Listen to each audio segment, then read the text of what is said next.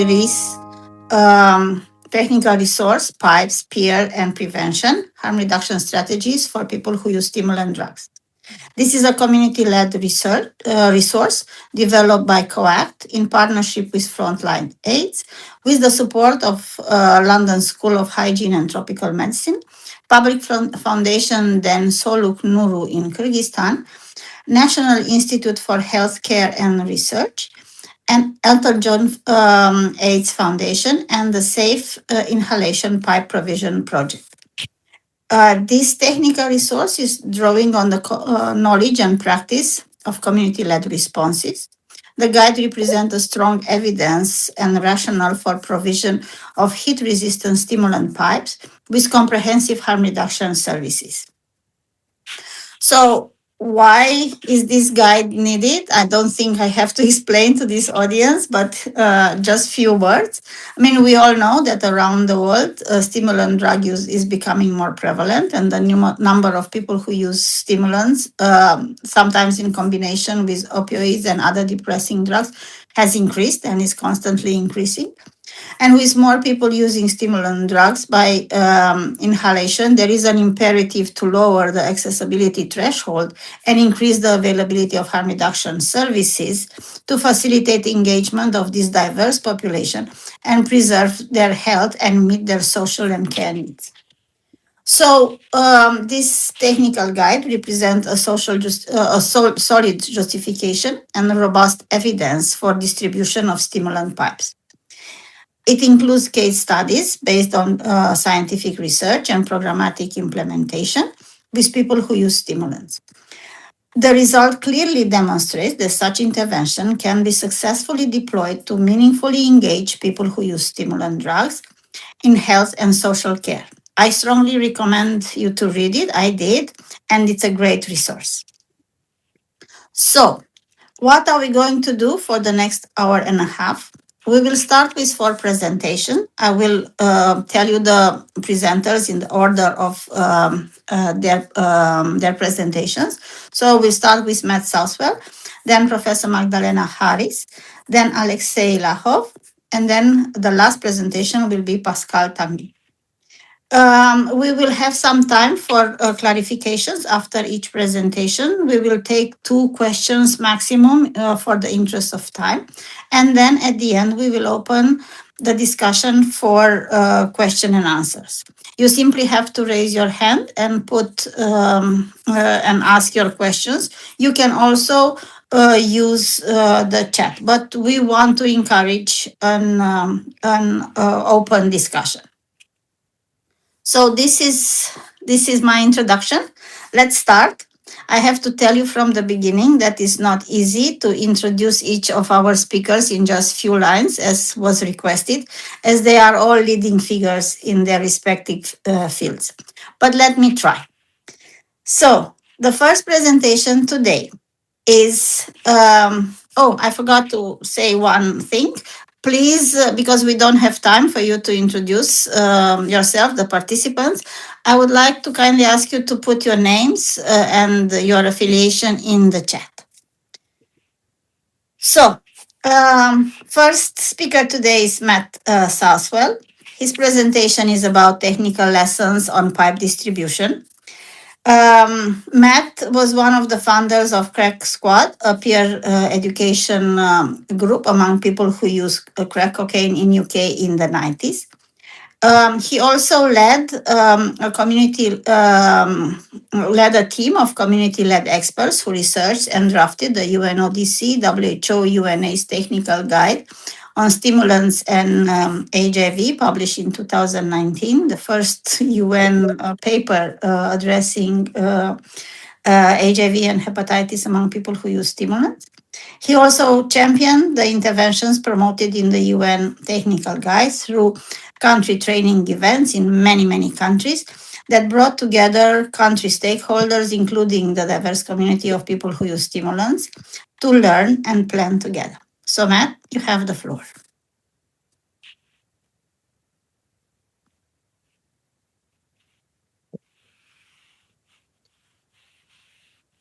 Thank you very much, Monica, for that kind introduction. I'm delighted that we are launching this technical guide. We first physically launched it at the INSU conference in October last year, and then toured it around South Africa and Australia, introducing it to peers and having an ongoing dialogue with our peers around the world about and harm reduction partners around the world about the value and potential of stimulant pipe distribution. Particularly from Coact's work in low and middle income countries, we're keen to provide technical support that guides the delivery of these types of interventions in low and middle income countries, building on the pioneers like Mark Kinsley and Rafi Balin from US and Canada, great pioneers of stimulant pipes, but making sure that this learning spreads out around the world and benefits people who use drugs, and particularly people who use stimulants in the most marginalized settings. But as Magdalena and I both know, we don't have stimulant pipe distribution routinely integrated in all high income countries, and the UK now remains a country where we are struggling to get the permission to provide sustainable pipe distribution, despite the evident case for doing so. Please, if you could just mute, that would really help.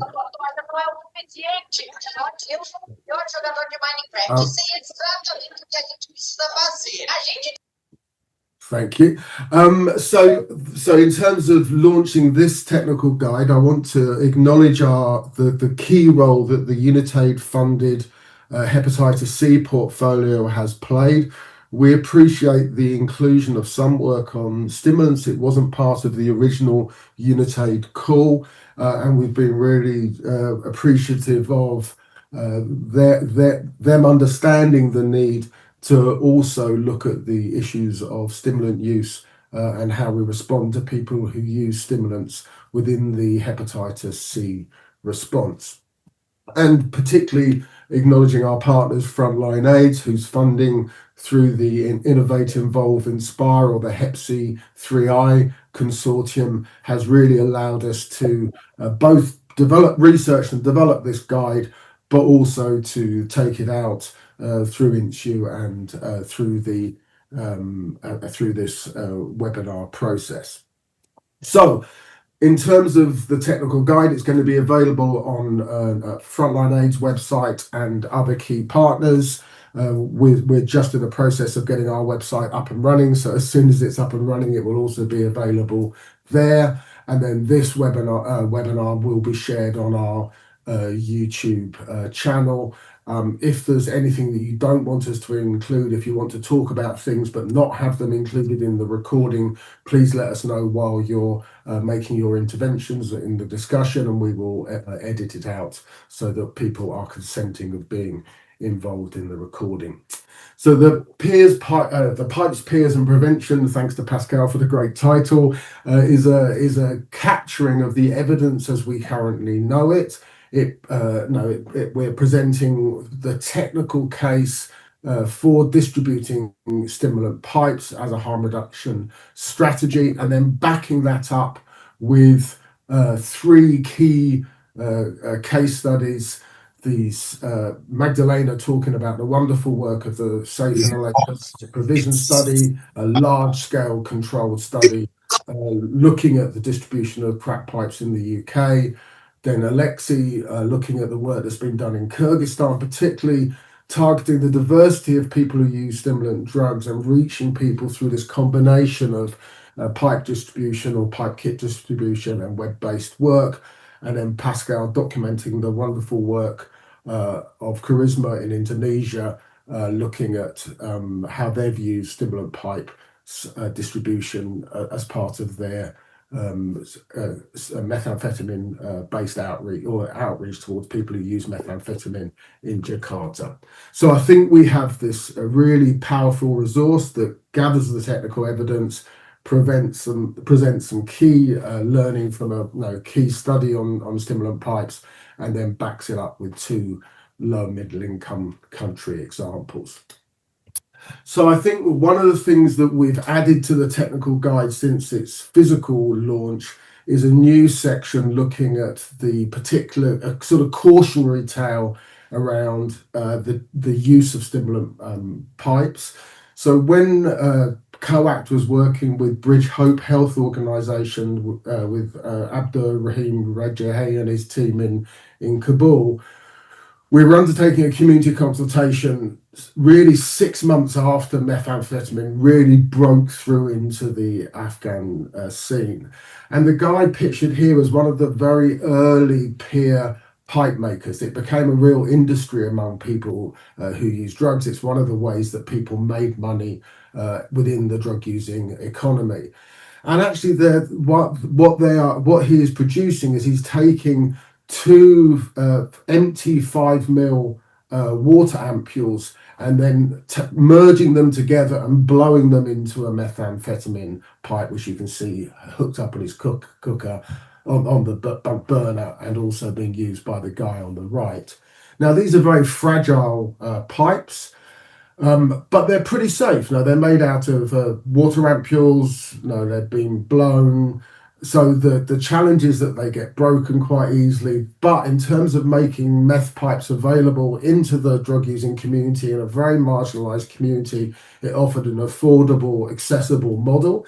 It was also sustainable. So in this context, no, we thought advocating to introduce stimulant pipes, one was incredibly challenging given the conservative nature of the government. And secondly, there would be real challenges of affordability in the long term. So not disrupting this type of spontaneous pipe distribution is key. Now, we then see Afghan drug users in Athens, for example, again making meth pipes, but they're using strip lighting. So then it raises, showing the same as technical skill, but using different sources of glass that might bring with them a level of contamination of chemical products. So that's the challenge here is that not all peer pipe production leads to harm-free pipes, but we still need to assess what the role of that pipe, spontaneous pipe production is, the benefits it has to those pipe makers, and a key strategy alongside risk assessment is involving those pipe makers as key agents in whatever comes next. So in terms of understanding why we distribute pipes, there's a understanding that the prevention case around the prevention case around the whole array of associated risks that go with the different homemade pipes that people use to smoke different stimulants, and we're predominantly looking at crack cocaine, methamphetamine, and cathinones. So people smoke these in a variety of different ways, including through tin cans. Now, tin cans where people can pierce them, and then the problem is that the paint on the outside of the tin can gets vaporized and inhaled. People can use plastic water bottles, they can use aspirin inhalers, methadone bottles, different plastic vehicles for delivering, for smoking different stimulants.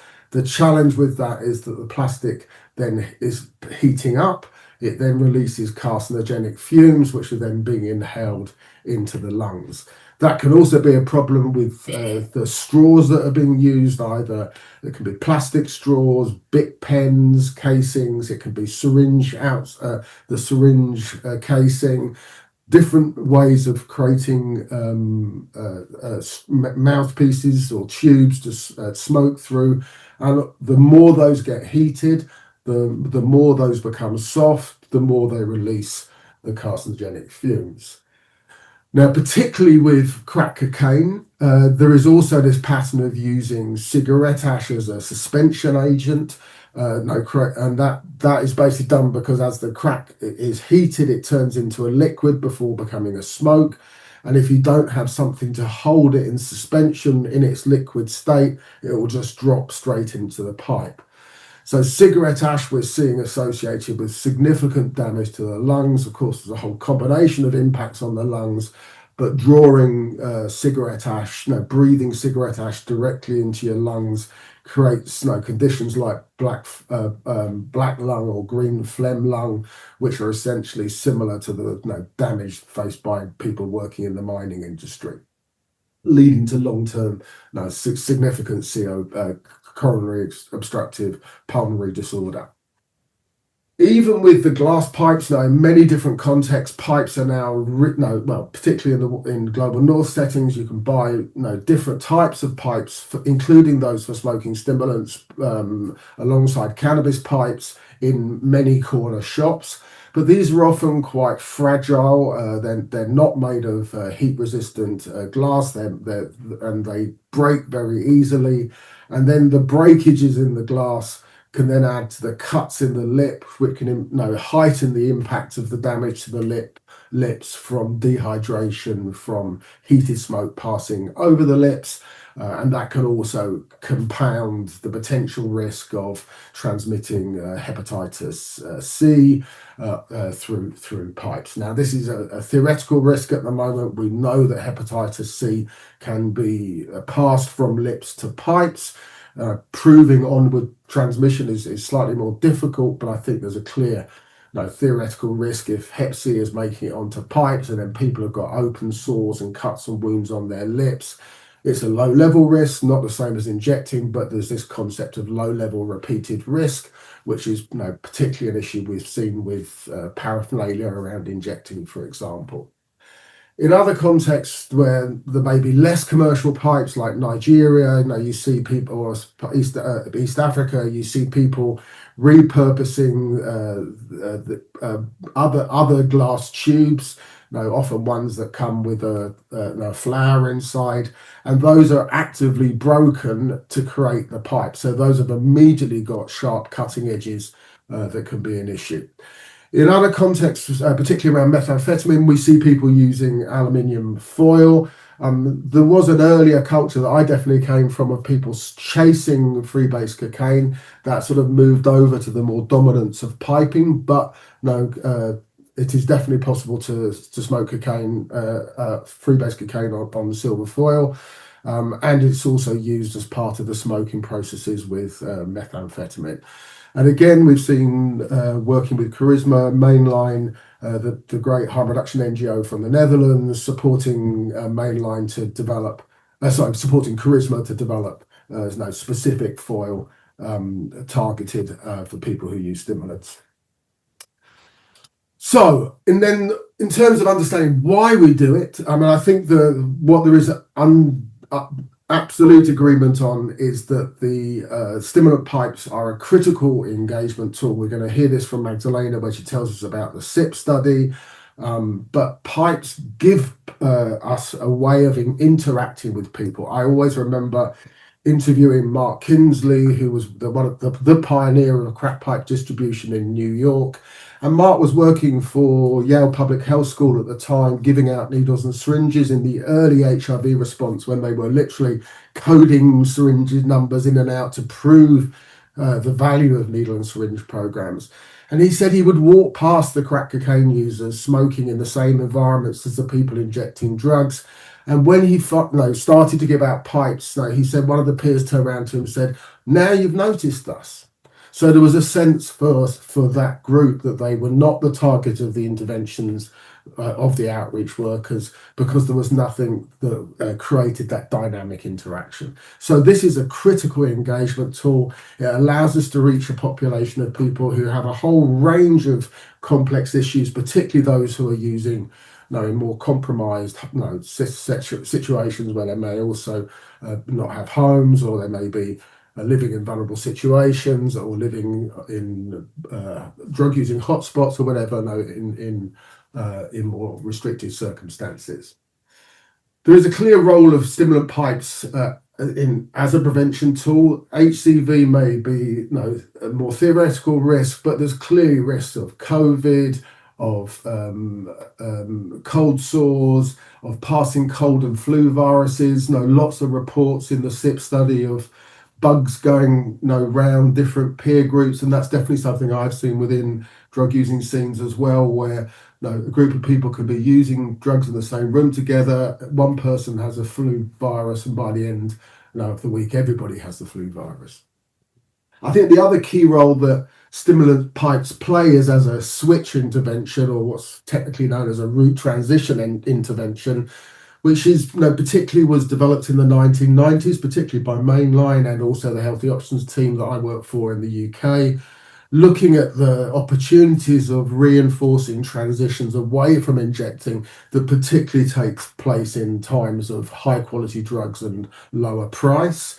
And I think, understanding that for many people, pipes provide a way of stepping away from the sort of rapid, repeated pattern of injection that can be challenging for the people injecting stimulants.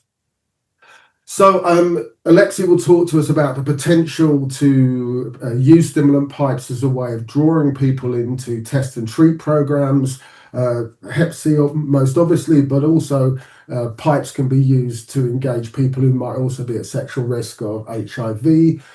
So potentially, again, another way of brokering engagements with a population at risk from sort of the HIV or HCV.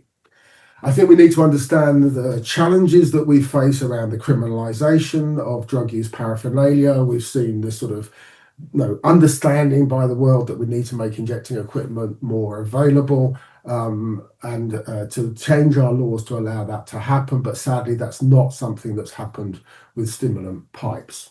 So just to summarise in the end, on the right here is the sort of model pipe that came out of a conversation with people who use crack cocaine in the UK as part of the STIP study. Magdalena will tell you more about that in a minute. But that really highlights the need for a values and preferences approach. So yes, we want to give out heat-resistant Pyrex pipes as a harm reduction tool. It's a superb engagement tool, but we also need to engage the community to understand what those pipes how should those pipes be presented, developed and tailored so that they really carry the confidence of the community. I think it's understanding that providing a wider kit is also critical. Alexei will talk to you about the values with online outreach and working around chemsex.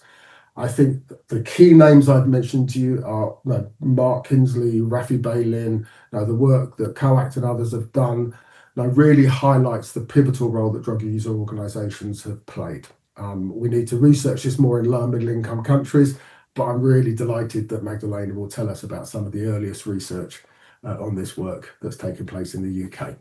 Thank you. Thank you, Matt.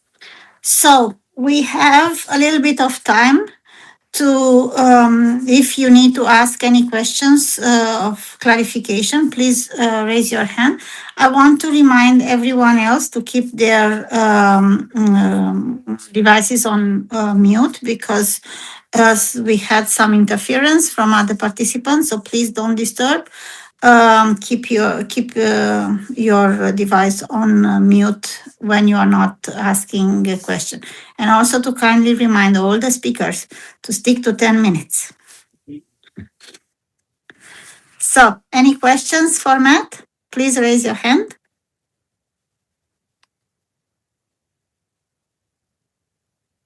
I don't see on my screen everyone.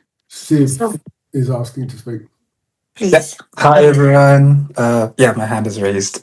Firstly, thank you very, very much for this opportunity to attend today.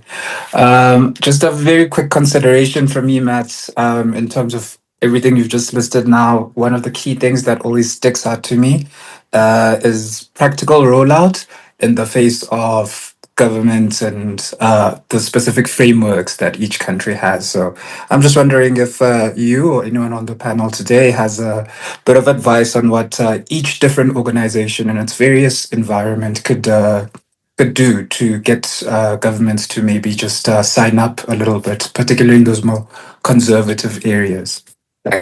Thanks.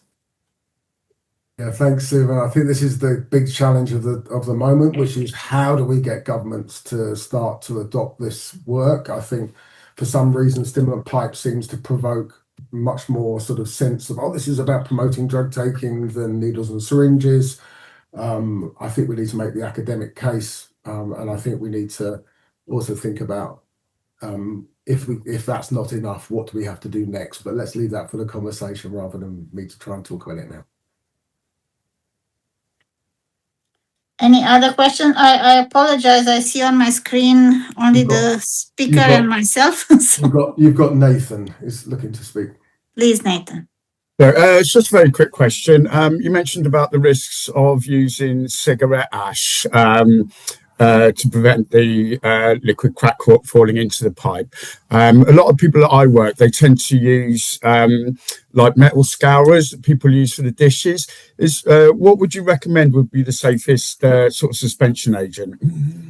Yeah, so stainless steel scrubber is definitely widely used and is clearly a step forward in terms of peer harm reduction than using cigarette ash. The challenge with it is that it becomes brittle and bits of the metal break off and can then end up in the lungs. There's some really worrying lung x-rays that show people who've used crack cocaine with these metal pieces in their lungs. So if you look at the exchange supplies pipe that Magdalena will share more about with you in a minute, this pipe has these suspension pieces in them, and this is the advantage of giving out full harm reduction pipes, is that we have these essentially wire mesh, which is a single piece of mesh that then doesn't break down and go into the lungs. Practically, people are going to carry on using a stainless steel scrubber. So I think the key thing to advise people is, once you've cut it, brush it to make sure any fine pieces are removed, and then change it over reasonably frequently. So don't let it get too brittle. That's great. Thank you. Great. Thank you very much, Matt. We'll take the rest of the questions after the presentations in the end. So now I will invite Professor Magdalena Harris. Today she will share with you the findings from the Safe Inhalation Pipe Provision Project. Magdalena is a professor of inclusion health sociology at the London School of Hygiene and Tropical Medicine. She draws from her own lived experience to lead a program of work aiming to improve harm reduction services and access to care for people who use crack cocaine and heroin in the UK. Magdalena, you have the floor. Thank you, Monica. Thank you, everyone. It's a real pleasure to be here today to talk about the Safe Inhalation Pipe Provision Study. So hopefully everyone can see the screen. Monica? No. Oh, yes. It's not moving. Yeah, we can. Here we go. Okay, So there's some very quick background stimulant use in the UK. I'm going to talk about crack cocaine. Methamphetamine is also used, but not as widespread as crack. And both obviously can be smoked, but also can be injected, which is an issue for harm reduction, which I'll also talk about. Now, in the UK, engagement with drug services is low, particularly amongst people who smoke stimulants. Why is this? I mean, it sort of feels sort of obvious, but one thing we need to think about is there's no pharmacotherapy options licensed for stimulant dependency. Also, in the UK, stimulant inhalation equipment provision is prohibited under the Misuse of Drugs Act. And this is a bit of an arcane legislation where you have to have all equipment listed as exempt in order to be able to be legally provided. Now, injecting equipment is listed, most of it, and foil was included in 2014 after a lengthy advocacy process, but at the moment, pipes for stimulant smoking are not exempt, so providers are liable for prosecution if they give them out. Now, this is an issue, and we felt like we needed to create some rigorous evidence to inform legislative review, or even to get the government interested in conducting the legislative review. So that was the impetus for the Safe Inhalation Pipe Provision Study. And we're just drawing to a close. We've finished generating all the data and the analysis, so I will be able to share findings with you. But the aim of the study is to develop, pilot and evaluate a safer crack inhalation intervention. It was a controlled study, so we had 3 intervention and 3 control sites at 6 different geographical locations in England, including drug services, a sex worker outreach, but also, really importantly, peer networks. And it was a mixed method evaluation, so qualitative interviews carried out throughout, but also quantitative survey arms. and this was to inform the impact evaluation. Now, our outcome measures there that you can see relate to hepatitis C risk reduction, but also respiratory harm risk reduction. This is something I became very concerned about during COVID in terms of people with a high burden of respiratory harm and what the impact of COVID might be on this population. So I'm going to talk to some of these outcome measures, but also a little bit more about the study. Firstly, I want to really emphasise the importance of it not just being pipe provision. This is about increasing workforce skills and training and competence and being able to have even conversations about crack use, which in the UK it's been a very uneven knowledge around in the workforce, and this has been very important in terms of being able to translate contact for pipe into actual engagement when people realise that providers are able to talk intelligently about crack use or even know things like what recycle is and stuff like that. So you can see here, this is the kit that we had, and these were provided for free from exchange suppliers. So we wouldn't have been able to do this important piece of work without that social enterprises support. So I want to thank you, Exchange Suppliers, and they also hosted the training and all of these things. So, I mean, I'm just really amazed that we managed to carry out this piece of work, and a big thanks to all of the providers and the peer networks that helped us with this, our partners. And I just want to, this is a really remarkable that we had our survey for 10 weeks or so, baseline, to sort of understand what the characteristics of the problem population were and understand drug use practices, understand risk practices, etc. in our control and intervention sites. And in the intervention site, we rolled out the pipes and the training for 6 months, and then we had the second survey. And so we had about 730 people at each arm, which is amazing, really. And they all had to have used crack within the last month to be able to take place. So we have over 1,000 unique individuals here. Now I'm going to quickly just go over some of the baseline survey to just give you an idea of what the population is in this context. And we managed to recruit around nearly 30% of women, which was good. Median age for people was 42 years, with a large range in age. There was, this is a dedicated group of crack users. The median years since people started using crack was 21 years, and we had a significant proportion who've been using between 30 and 40 years. Now, 99% people identified as smoking crack, and I think what's really important in this context is that about 66% of people smoked exclusively. They did not identify as injecting drugs. So this is a really important sample to generate in the UK context, where a lot of surveys take place that recruit through needle and syringe programs, etc. And it's mainly focused around injecting drug use related harms. Just to highlight high polysedative use, unsurprisingly, a lot of people use heroin, but also pregabalin, benzodiazepines, alcohol, in combination with high respiratory harms. This is a significant risk for drug overdose, and I can easily talk more about that later if people want to know. But just to highlight here some of the respiratory issues, the baseline survey, and that they were predominantly among women. Well, I mean, there was high harm throughout the population, but I've highlighted there that women were reporting, a higher proportion of women were reporting respiratory harms across symptoms, diagnoses, and also hospitalizations, with nearly a quarter of women reported having been hospitalized for pneumonia, which I just think is really remarkable. Now, what is going on here with respiratory harm and risks? Now, Matt's spoken to this, so it's great that he's foregrounded this. So if we're in a context where pipe provision is prohibited, what are people going to do? They're going to make their own pipes, or they're going to repurpose pipes that they're able to buy.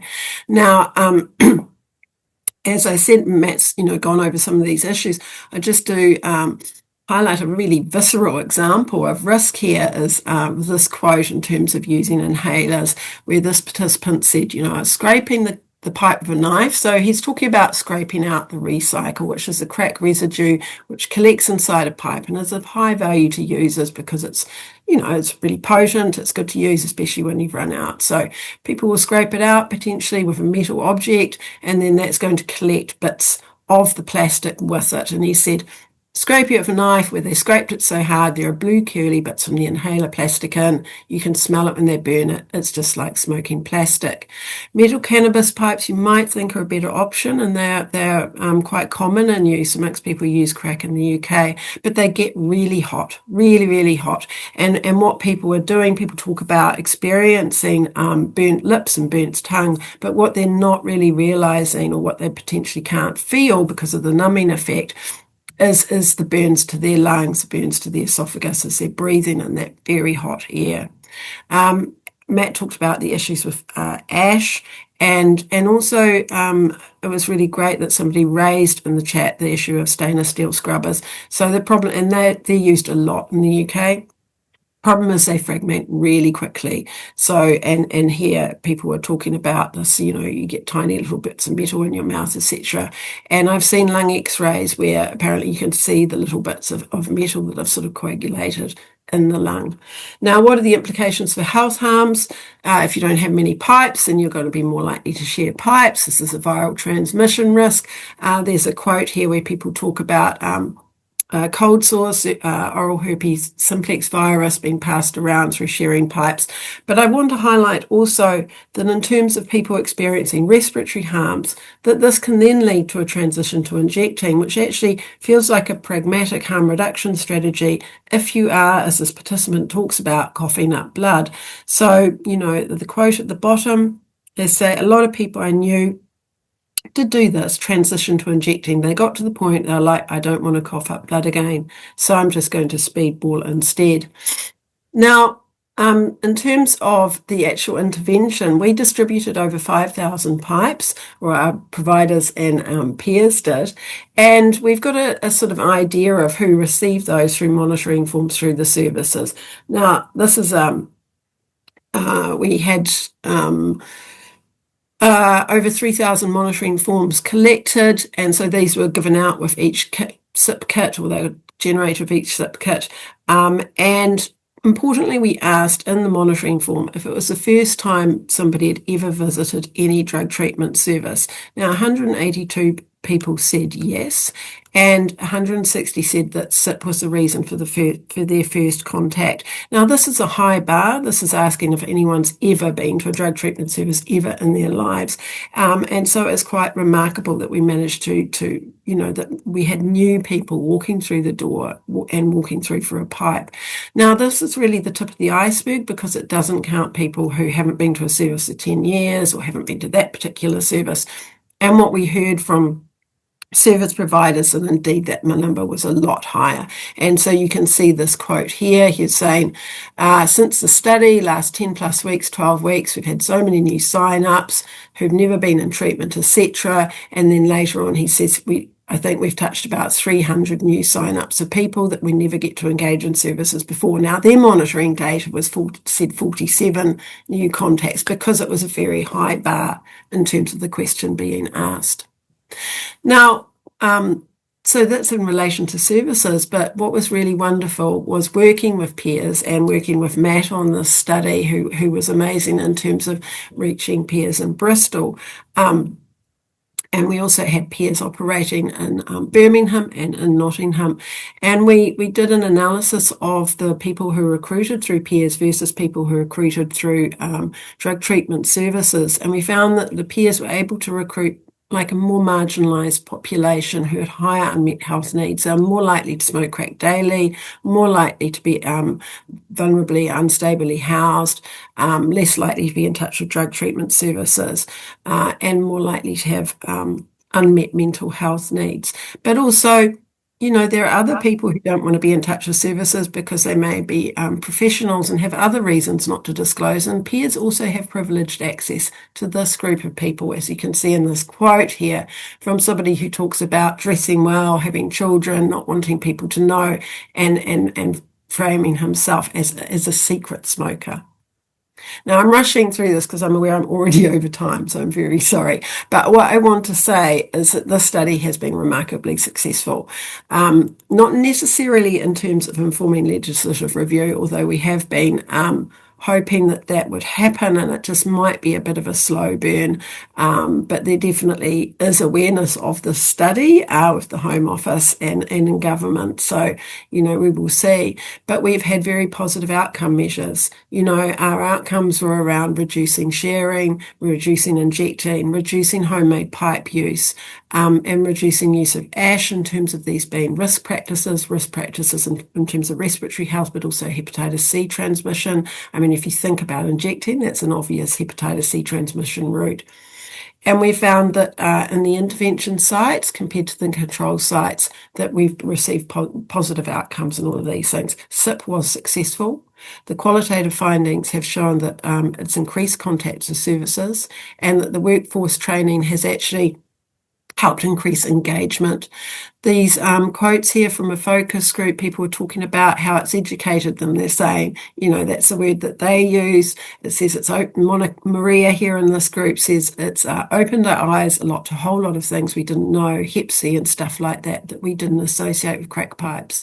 And really importantly also, and I've got one of these pipes here, the original pipes we used, people didn't like that much. And so it was all the more remarkable that we had those more people coming into services for a kit that they didn't even like that much. But we developed this in collaboration with peers and exchange suppliers. You can't see it very well, but it fits people's specifications of what they want. And this is really important in terms of the filter. People didn't like the filter before because it was too dense, so they were chucking it and replacing it with the old stainless steel scrubber. This is much better. It's aligned to people's values and preferences, and so is going to be much more effective in terms of being acceptable and reducing risk.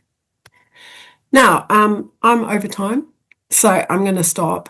But I will hope that you can all have access to the slides and be sent out. But what we can see is this was a very successful study. We recruited a population about who we didn't really know a lot about before, and found high levels of respiratory harm was a huge concern, but also the value of this program and bringing people into services and increasing their understanding of risk and helping to reduce risk.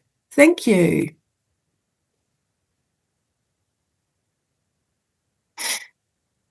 Any questions quickly? And also, please contact me. Sure. Right, you can send through. Have you had my email? Contact me. I can share slides, share presentations, and things, share publications, etc. Thank you very much, Magdalena. Excellent presentation. Very, very informative. So we have time, as said before, for two questions of clarification. I manage now to see the whole group. So please raise your hand if you have any questions specific on Magdalena's presentation. If not, we can discuss other questions. I can see a hand from Steve. Okay, please. Yeah, hi. Fantastic. Thank you so much for that data, Magdalena. My only question with the particular data set you were using, did you guys consider youth as maybe one of the people to also administer the surveys to? Only reason I ask is because in our context where we work in South Africa, youth actually account for a huge majority of the secret smokers that you alluded to with the professionals. And then they manufacture their own smoking equipment. So maybe with some additional data protection, I don't know if that would be a viable population. Yeah, thanks. Yeah, I mean, actually, in the UK here, crack smoking is concentrated more amongst slightly older people. But there were.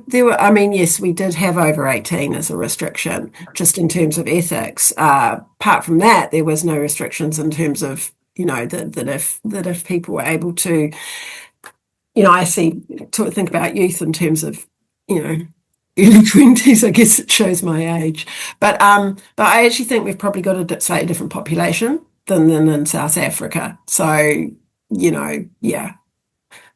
But I don't think it's such an issue for young people here actually smoking crack. Any other questions? No, I don't see other questions.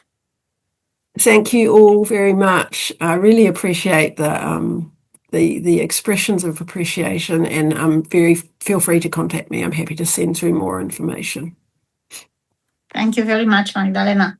So we're moving now to hear about a case study from Kyrgyzstan.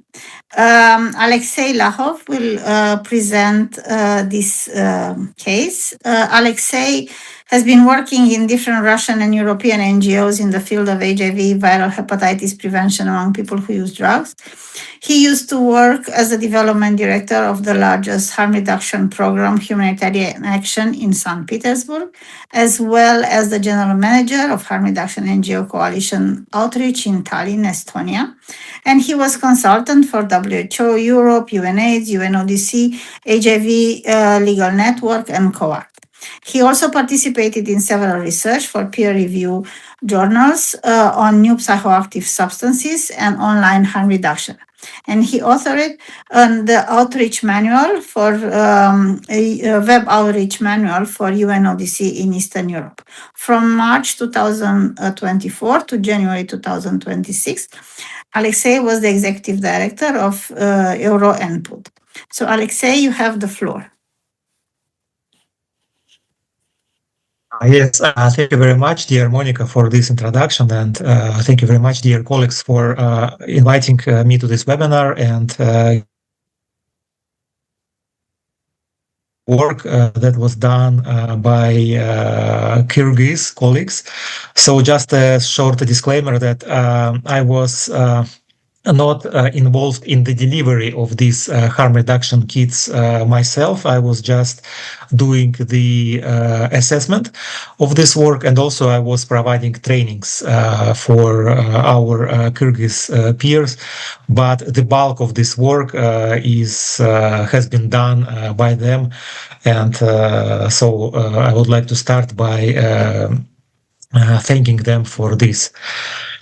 In terms of the challenges that Kyrgyzstan has been experiencing lately, it's the rising stimulant use and predominantly the rise of the synthetic cathinones such as mephedrone and alpha-PVP that created some urgent risks, and these risks were quite different from what this country has been used to, because before that the predominant drug that had been used, it was these were opioids, and of course it created different harm reduction approaches, pretty standard ones, like needle and syringe distribution, like opioid substitution treatment, and other approaches that are described in WHO manuals. But with the rising stimulant use, so people had to reconsider how they are doing this work, especially because the use of synthetic cathinones, it led to high-risk sexual behavior, to injecting as well, to sharing equipment, to potential hepatitis C transmission through pipe sharing practices, and of course to other sexually transmitted infections that can be linked to these stimulant use patterns. And thanks to the financial support from the Elton John AIDS Foundation, the non-governmental organization FU Kyrgyzstan, now it is called then Soğuk Nuru, the pilot project was introduced in Bishkek, in Osh, and some selected districts of Chuy region. So it was based on the so-called digital outreach, when trained peer workers engaged clients through Telegram, instant messenger, through dating apps, through different online forums. They delivered tailored information and promoted HIV self-testing, and also they linked clients to practical tools, to psychosocial support, and to healthcare systems, including for HIV treatment and tuberculosis treatment. So one of the innovations of this project was the use of discrete Telegram bots and accounts. So they were used for ordering and delivering harm reduction kits. And these kits often served as a first point of contact for individuals that may be hesitant to engage with offline services. So it provided an anonymous access and the convenient delivery. So these kits included different equipments related to stimulant smoking, and that created a comprehensive entry point into health services. So, for example, they included heat-resistant glass stems to reduce injuries and discourage sharing of pipes. They included lubricants and condoms for protection during sexual activities. They included lip balms and healing ointments to prevent burns and sores from pipe use. Also, they included HIV self-testing kits and vitamin C for metabolic support and chewing gum to mitigate anxiety and jaw tension. So as you can see, it was quite a comprehensive harm reduction kit, and the contents were informed by asking people who use stimulants first. So this project was implemented between December 2022 and May 2024, and it was able to reach more than 2,500 from these above-mentioned regions. So the majority of them were non-injection users, so they mainly smoked, ingested, or snuffed these substances, and 38% they reported different high-risk behaviors within 30 days of intake, such as condomless sex, or such as sharing their equipment. Interestingly, the main demographics were predominantly young men between 18 and 29 years old, and but at the same time, it was shown that, for example, people who tended to use opioids before that, they had already started switching to synthetic cathinones as well, and especially such a strong synthetic cathinone as alpha PVP that is more powerful, so to speak, than methadone. And interestingly, this older generation of people who use drugs, they preferred this specific substance. And also another important mention is that only a third of those who shared pipes had previously received harm reduction materials, and so this highlighted the critical gap that this specific project addressed. And in terms of the some behavior change outcomes that can be directly related to this project. So, for example, 84 clients were re-engaged after 6 months of project implementation, and they showed significant improvements in protective behavior, first and foremost. So, for example, it was a consistent condom use, and it was a reduced sharing of their equipment. And whilst this represents a small fraction of overall outreach, it highlights the value of continued contact and long-term support in achieving behavior change and improved health outcomes, of course. Oh, sorry, I stopped my sharing. Yeah, now I'm back. Sorry for this. And coming forward, so what this model showed. First of all, it showed that in spite its digital orientation, so the beneficiaries they were hesitant towards this fully remote service delivery, and so they really wanted to interact with peer managers, with peer counselors, with social workers. So on the one hand, it shows shows that in the highly criminalized society that is Kyrgyzstan, especially now, so people tend not to trust, these digital services because they think, oh, it can be like police officers hiding behind these Telegram accounts. So we want to see who we're dealing with. Though in some populations, such as men who have sex with men and transgender people who had been also covered partly by this project. So the opposite situation was true. So and this way the project organically evolved into a hybrid approach because through digital platforms, anonymity and initial contact could be provided. Also, but then due to decline preferences, in-person interactions could take place, especially for sensitive health concerns such as providing HIV testing, for example. And so this is why this is how these HIV tests were done. And it all boils down to these hybrid services. So blended online outreach with face-to-face provision where necessary.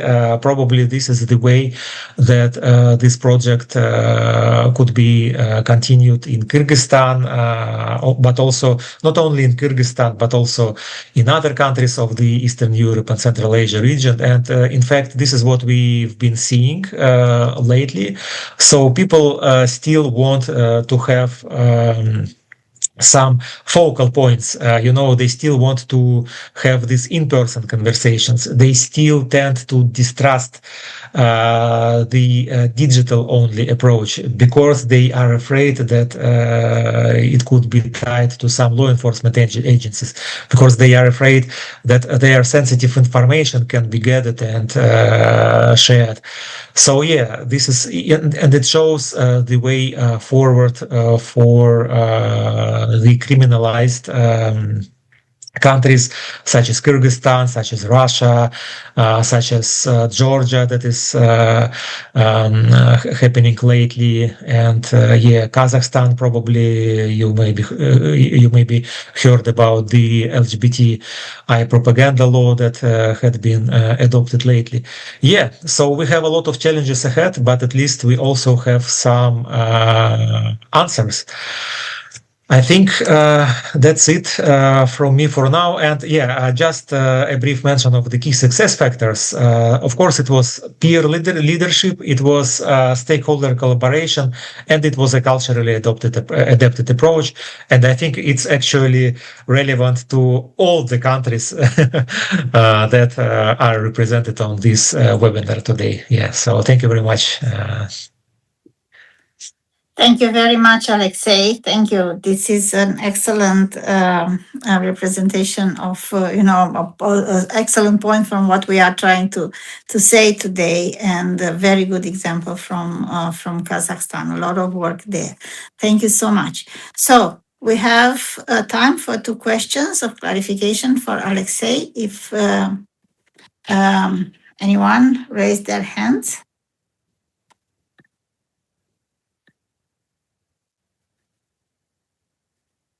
Well,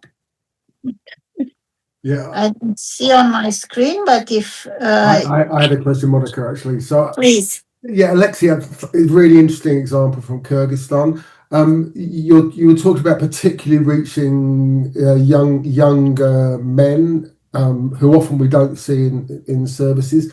Was that particularly associated with people involved in the chemsex scene, or did you have an understanding of who that population were? Yes, thank you for the question, Matt. Actually, as far as I remember, there was not that much about chemsex engagement per se, but of course it was practiced, and of course people who engaged in chemsex, they wanted to receive the services. They were interested, especially in these online consultations, because in this way they could establish their rapport with the peer counselor, and peer counselors provided the necessary information, including on chemsex. Yeah, but mainly it was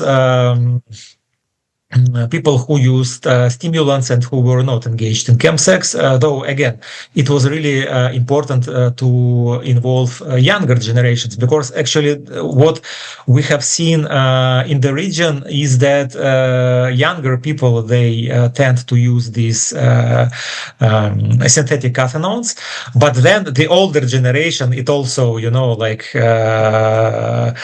switches to them. Not all of them, of course, but some of them do switch, and it can be attributed to lower prices. It can be attributed to a very powerful effect of these substances. Yeah, but I think it's a whole important topic for a series of webinars for this region and for this drug scene. Yeah, thank you. Thank you very much. Any other question? No other hand, Monica. I don't see another hand. So thank you very much, Alexei. Up. Again, please. Thank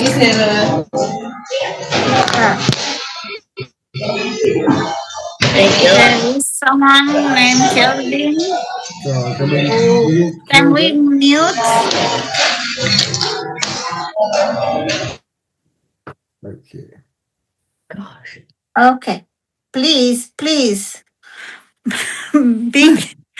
Look at your screens. Oh, we have another question from. Please go ahead from Sive. No. Yeah, hi. Sorry, I put it in the chat earlier, but yeah, I just wanted to know, Alexei, how did you guys deal with drop-offs in terms of the interactions mid-chat? Was there a way for you to reintegrate the same person at a later stage? And if so, how did you do it, bearing in mind that anonymity is the entire foundation with Telegram and those kind of platforms? Thanks. Yeah, thank you, Sive. And actually, it's a very pertinent question, because sometimes people tend to change their Telegram accounts, for example, and they change their mobile numbers, and this is why people lose connection, and some time can elapse between, the previous conversation and the next one. And yeah, some people tended to just stop these conversations, to delete the chats. This is also one of the functions of the Telegram, that you can delete this chat, or you can have a so-called secret chat in the first place when this information is automatically deleted afterwards, and you do not actually save any information. And also, if you want to save something, then the user can stop you from doing it, for example, by and you are not being able to make screenshots, for example, So yeah, there are a lot of obstacles to these communications. But again, the main thing here is patience, I think, because sometimes it took over 6 months, for a person to go and do this HIV test. And yeah, this is something that not a lot of donors are actually want to get to grips with, because in our space, like the more HIV tests you are doing, the better. But at the same time, in this newer generation of people who use drugs, who may not have the same risks as people who injected opioids, and so it takes some time to establish these communications, to build this trust, and to actually invite these people to go and do these HIV tests. So again, it shows why there should be some flexibility on behalf of the donors, and in this regard, Elton John AIDS Foundation was really helpful. Yeah. So thank you. Great. Thank you very much.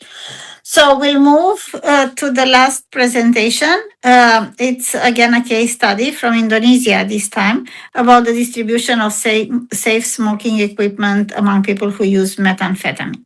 And our presenter is Pascal Tanguy, and he worked with and for people who use drugs to promote harm reduction and effective drug policies for over 20 years. Pascal provides technical support to facilitate greater community engagement and empowerment in the drugs and HIV response, and conducts projects and policy evaluations across the health sector. So, Pascal, please, you have the floor. Thank you very much, Monica. I'll turn on my camera just for a brief time. I will shut that off so that I preserve the best bandwidth so that you can hear what I have to say instead of see my face. Hello, everyone. I'm very glad to see that so many of you have turned out for this webinar. I'm very encouraged to see the level of interest for this. Now, before I start, I'd like to just give a brief shout out to my colleagues from India and Pakistan who have joined us. I see there's very few other participants from the region where I'm based in Asia. So welcome to everyone. Lastly, as for Lexi, I was not involved in the direct service delivery for this project. I was there to document and collect secondary information and data to conduct the assessment that I'll present here today. So without further ado, let's move through. So I'll briefly take you through a bit of background on Indonesia, since I imagine many of you are not familiar with the context there. I'll have a very short slide on the methodology that we used, and I'll talk about the project results, the conclusions and recommendations that followed from the data that we collected and analyzed. So Indonesia is a huge country, 17,500 islands, 14th largest in the world, huge population, predominantly Muslim, very conservative, lots of languages being spoken, highly conservative, highly repressive when it comes to drugs, significant investment in health for the citizens, however, insufficient to cover basic needs. In terms of HIV, the rates remain very high, hepatitis C even higher compared to general population rates. Large numbers of population who use drugs, a significant proportion are injecting. Harm reduction was started in the early 2000s. There are several facilities that distribute harm reduction equipment, including sterile injecting equipment, and methadone is available. However, again, the coverage is relatively low compared to the need.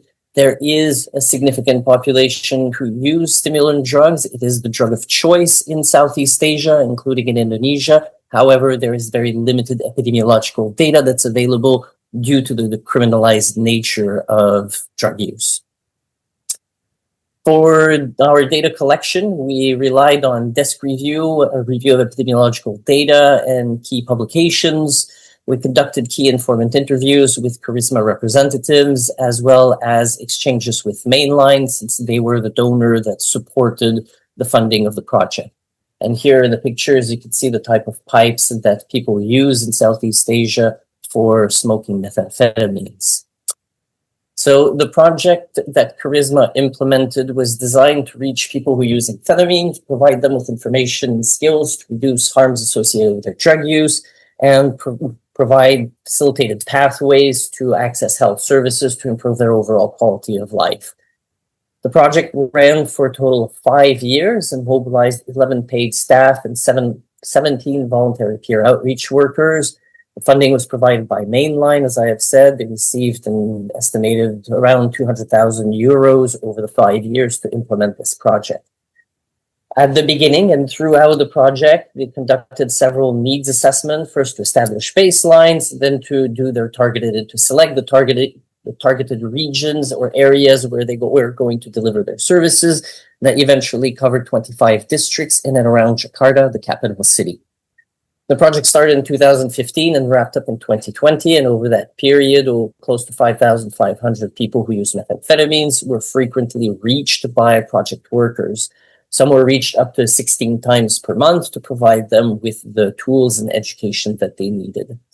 Within the 5,500 people, there was a large proportion of women.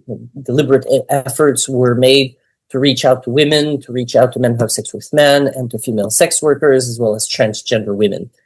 They encountered some significant challenges in breaching those communities and entering those communities, but the efforts were valiant and resulted in some positive results and lessons learned in terms of how to engage those communities in harm reduction projects in the future.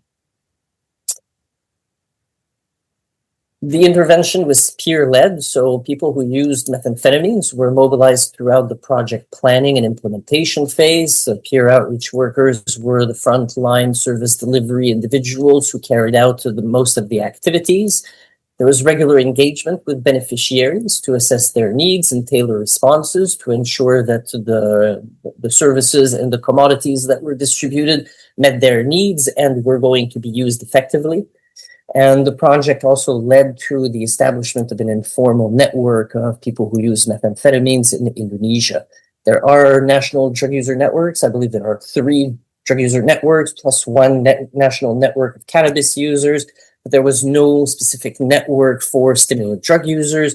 So this was a great step forward. The establishment of this informal network was a great secondary result or unexpected result from the implementation of the project. As I've said, the project invested particular efforts in reaching out to sub-communities, men who have sex with men, female sex workers, women, and transgender women. So they used a differentiated service delivery strategy based on gender to engage those populations and change the key messages and the engagement strategies, as well as relying on strategic partnerships with other civil society organizations to be able to expand their reach within those communities. So the Charisma started distributing safer smoking kits in 2017. That came about as a result of the request from the project beneficiaries. It was the beneficiaries who formally and repeatedly requested the project to include safer smoking kits. The safer smoking kits that were put together by Charisma included a branded lighter, an aluminum foil, straws, and an information leaflet. Importantly, the actual pipes were procured and started being distributed in 2017. So those were glass stems that are called taklong locally, that were added to the smoking kits and distributed. They were able to distribute over 1,270 stems between 2019 and 2020. Importantly, again, those glass stems were locally procured and they were not centrally procured as in the other projects that were discussed here today. The project workers were able to secure purchasing of the glass stems from the local pharmacies that were bought in small batches. And it's important to understand that in Indonesia, those glass stems are available in pharmacies, but very often when people who use methamphetamines try to procure those from the pharmacists call the police and those people are arrested. So there's significant stigma and discrimination, particularly towards women, given the fact that Indonesia is a majority Muslim society. So in order to secure this procurement process and secure the approvals necessary to do that, there was a lengthy advocacy process and negotiations with local authorities from the Ministry of Health, as well as with local police stations and police authorities to allow Charisma to purchase and distribute those glass stems and the safer smoking kit. Essentially, they were able to obtain informal exemptions that protected them from being arrested while procuring and distributing the safer smoking kits. So the conclusion of this is that the project was successful. The distribution of glass stem safer smoking kit is feasible. It was highly appreciated by the project beneficiaries, and it was effective, especially as an engagement tool to bring more people into the project, to receive education, capacity building, and support, and referrals to onwards health services. The project workers reported that there was a very high level of client satisfaction, particularly from those who had received the safe smoking kits that the smoking kits contributed to its reduction, although the measures weren't as rigorous as in other projects that we presented here today. But informally, the qualitative data that was available showed a significant appreciation for the project, as well as reduced sharing of smoking equipment and other risk behaviors. So STEM distribution also contributed to keeping methamphetamine users out of reach of law enforcement, again, due to the criminalization and arrest of people who use methamphetamines at the pharmacies where the stems are procured. This helped protect beneficiaries from arrest. And lastly, the distribution of safer smoking kits was greatly enhanced by targeted outreach, differentiating service delivery strategies, especially those based on gender, and effective partnerships with other civil society organizations, as well as the sustained meaningful involvement of people who use methamphetamines throughout the project. This project wouldn't have been able to function as effectively as it did without the continued engagement and support of people who use drugs and their engagement in the project as first-line workers. My presentation was very short. I'm happy to answer any questions you may have regarding the work that was done by Charisma. Unfortunately, our colleagues from Charisma are not here today, so I still want to express my personal thanks for the work that they have done and for sharing the data that they did with us. Thank you. Thank you very much, Pascal. Excellent presentation. I happen to be familiar with the work of Charisma. It's an amazing project that, for very many years is doing outstanding work in the field of harm reduction, always innovating themselves. So unfortunately, at the end of your conversation, you were breaking up a bit, but people could see the conclusions on the screen. But if there are any questions for clarifications, please ask the questions now, and then we will have about 10 minutes for discussions at the end. So let me see if there are any hands up.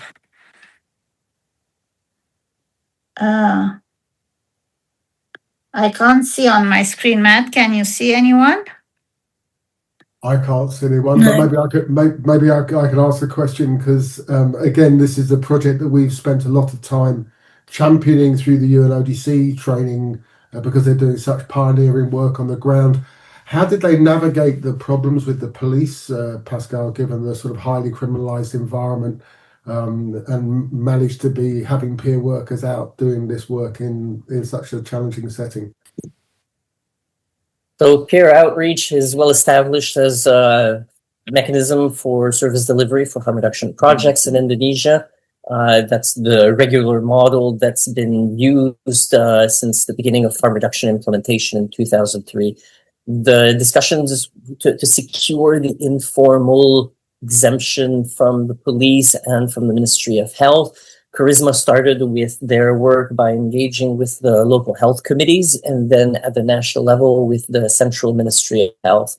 Once they secured their approval or their support, they went on with the representatives from the Ministry of Health to engage with the police to explain how the project would benefit the community and would reduce harms in the community. Again, that process was lengthy, required several meetings in each of the different locations where the project was implemented, but eventually led to exemptions, informal exemptions, so no formal documents, no formal approvals. That can be shown as an example, but the informal approvals allowed Charisma to deliver those services and to distribute the commodities without the peer outreach workers or the beneficiaries risking to be intercepted by law enforcement. So that process was negotiated over a long period of time, showing evidence from harm reduction projects regarding distribution of needles and syringes that is accepted, and making the parallels with the STEMs and with safe smoking equipment. Thank you. Thank you, Pascal. Any other questions for Pascal? Well, it doesn't seem so, but I think, we can open now the discussion and you can ask your questions to all the speaker, which I take the opportunity to thank again for outstanding presentations. Let's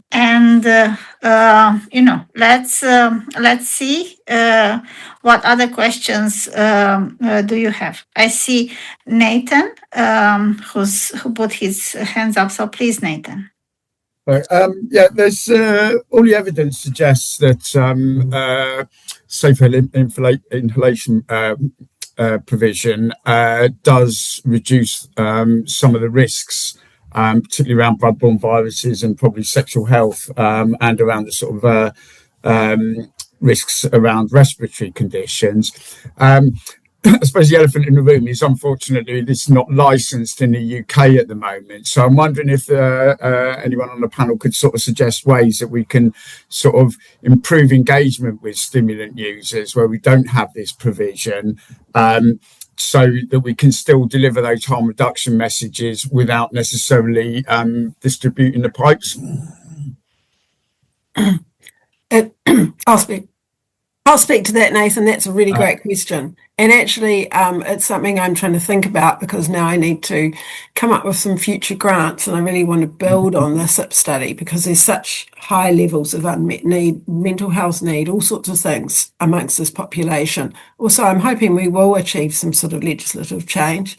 I didn't mention it in the presentation, but we got letters of comfort from local police to distribute the pipes. This was this whole issue of conducting a pilot that was illegal. So we had to go through all these hoops to get it. And given interest in this study by the Home Office, they have actually made it more difficult for local services to get letters of comfort from the police, which is unfortunate, but I'm hoping that this will lead to a review. In terms of what can be done to work with this population, I think looking at respiratory health, respiratory care pathways, doing, screening interventions around breathlessness, all these sorts of things. I don't know. I mean, I'm very happy to talk about, like, Nathan, contact me, because I'm really keen to think through with providers, if anybody else wants to contact me as well, about what would be useful for services and for the population in the absence of legislative reform. What can we do to further? Just thinking about when you said about the respiratory thing, we already have workers that work in A&E departments that might pick up people that have gone in with alcohol-related injuries. There's links with urology departments for ketamine users in some areas as well. So I'm wondering whether the respiratory departments might be a thing to target as well. Absolutely, it's a huge unmet need there, and there's a whole issue of services in the UK not being very good at joining up. What we really need is some one-stop shops, so people don't have to be referred on to specialist services, but we need specialist services to come to the party and create better linkage to care. So I'll stop talking now so other people have a chance. I can see John's got his hand up. Thank you. John, please. Yes, I mean, thanks to all the speakers, really excellent range of presentations. I've got a generic question for everyone's interest, but first of all, just can't resist the respiratory slide you put up, Magdalene, the very high portion of asthma in women in particular. Is that due to health-seeking behaviour, or is it that discrepancy?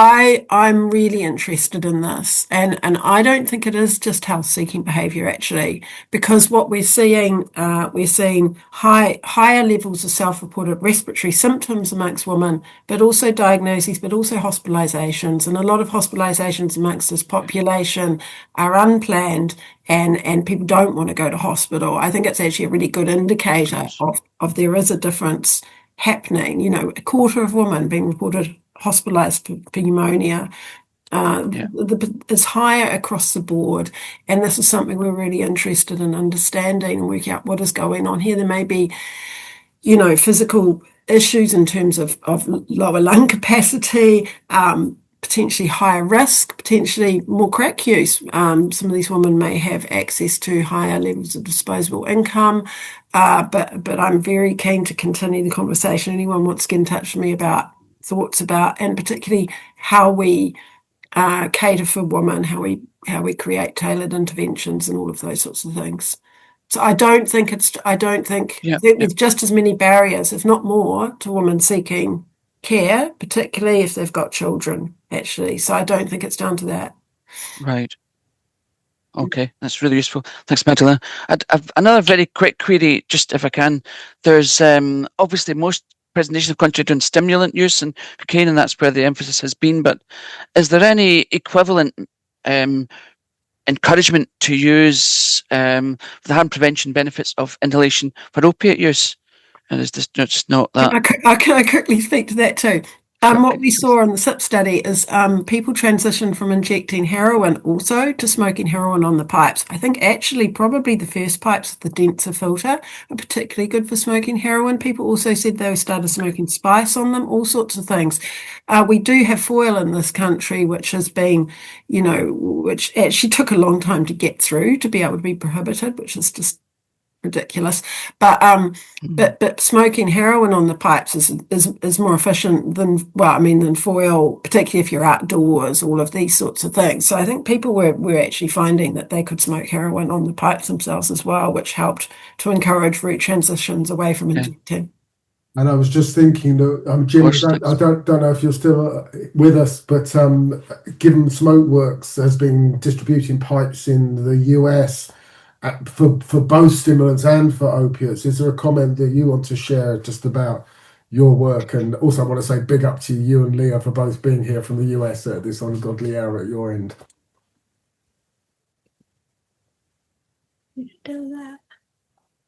Is Jim still here?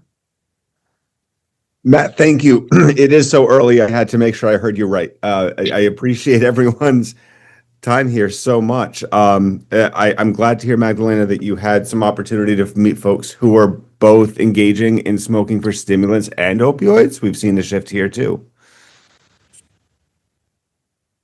And are you seeing different particular pipes, Jim, in terms of the pipes that people are using for smoking stimulants and opiates? Because I know you have a whole diversity of pipes beyond just the straight meth pipes.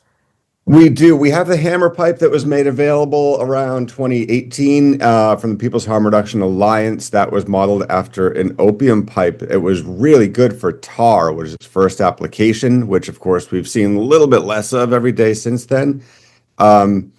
It's had great application for powder heroin and fentanyl too. The only hiccup in its application is that the cut and supply is so drastically different from one place to the next. It may work perfect in one county, city, or state and very differently in the next because the supply is so drastically different. But in general, we have really good tools between foil, the hammer pipe, and honestly, I think Magdalena made the point earlier, the straight pipes might be used for stimulants or opioids too. But in general, we've made the right tools available. And we've seen the shift. We've seen the shift follow that. Fantastic. And just as we are hoping to do another version of this webinar, but with a more North American, Latin American focus, and we're looking forward to collaborating with Smokeworks around that. Great. Monica, back to you. Great. Yes, thank you. So Siva has a question. Yeah, thank you very much. I have two. I'll just ask them very, very quickly. So I think this one is for everybody on the panel. Once again, thank you for the fantastic information you've shared today. I wanted to just ask actually, the data that we have so far, it speaks to the health. I guess in some contexts, it can speak to the costs as well. So I'm just wondering if anyone's considered as an advocacy tool, gathering some of the community-driven narratives, like from users or anybody who can speak to the experience of not having these services, so that we could change some of the stigma. Very briefly, a lot of the intervention sites have not all been able to continue because of the legal provisions, and so now we're hearing stories about clients disengaging, clients returning to injecting, all of those sorts of things, and we have generated quite a lot of data on what the situation was like prior to the pipe provision. So, and that's in publication or coming out, in terms of, unmet need, lack of anything for people who use cracks is what was the general narrative. There's nothing for us. We're not seen. We're not visible. So yes.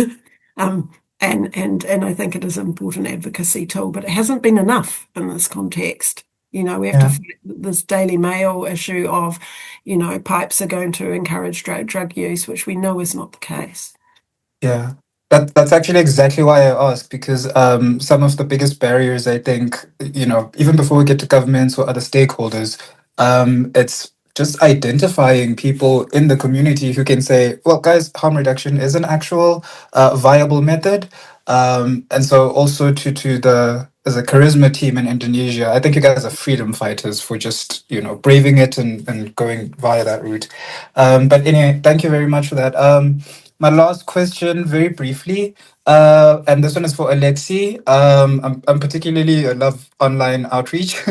So I just wanted to ask for you, was there any promotional activity that you undertook to go along with the digital service, or was it just referral from person to person? Yes, thank you very much, Sibe. So yeah, there were some messages posted on the channels that were providing substances. So, for example, basically, yeah, they were advertising the work of peer counselors, the work of this organization. Also, there were some engagement tools such as roulettes, for example, when people can take part in this kind of competition and then receive some prize in the end, like a double amount of syringes, for example, or something else in the harm reduction kit. Yeah, so there are some engagement tools, but they are done mostly on the platforms that people who use drugs visit in order to obtain their substances. So, of course, it's not like above the ground advertising. Above the ground advertising is about, like promoting HIV testing and so forth. But when it comes to the people who use drugs and the platforms that they visit, then it should be tailored specifically for these platforms. Yeah.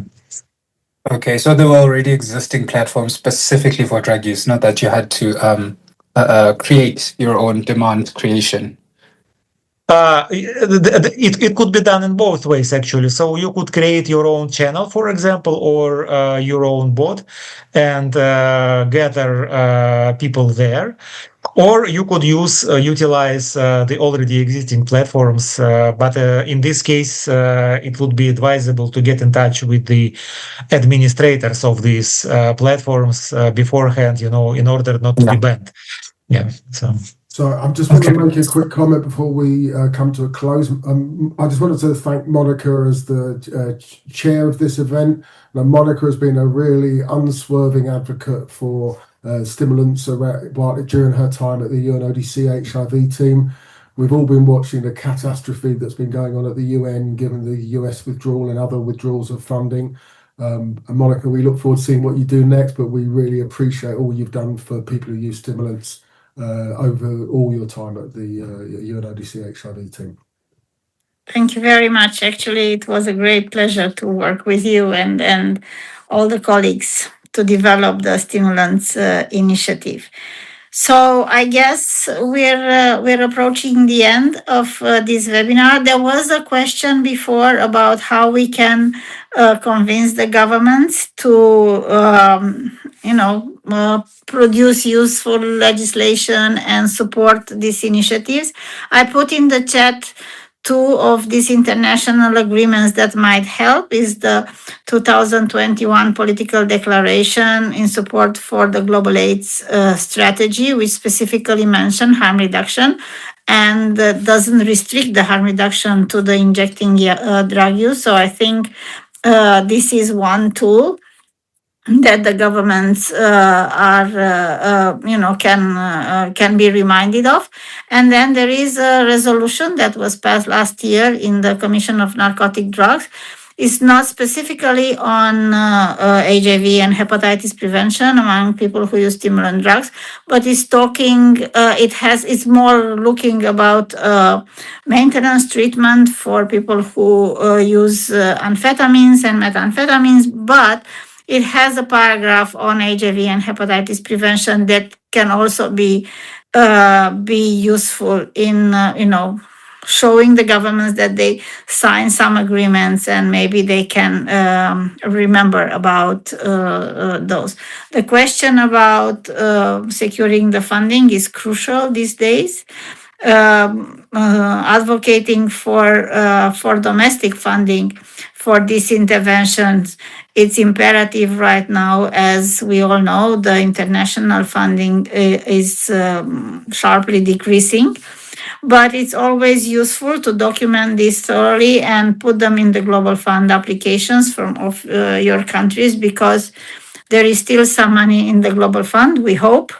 And this money should be used to support effective interventions like the ones that we talked today. So thank you very much for an excellent webinar. Thank you again, Magdalena and Alexei and Pascal and Matt. And thank you, Matt and Sharon, for organizing this, and Sharon for keeping us in order and making sure that everyone has access. So thank you again, and looking forward for more webinars and events like this.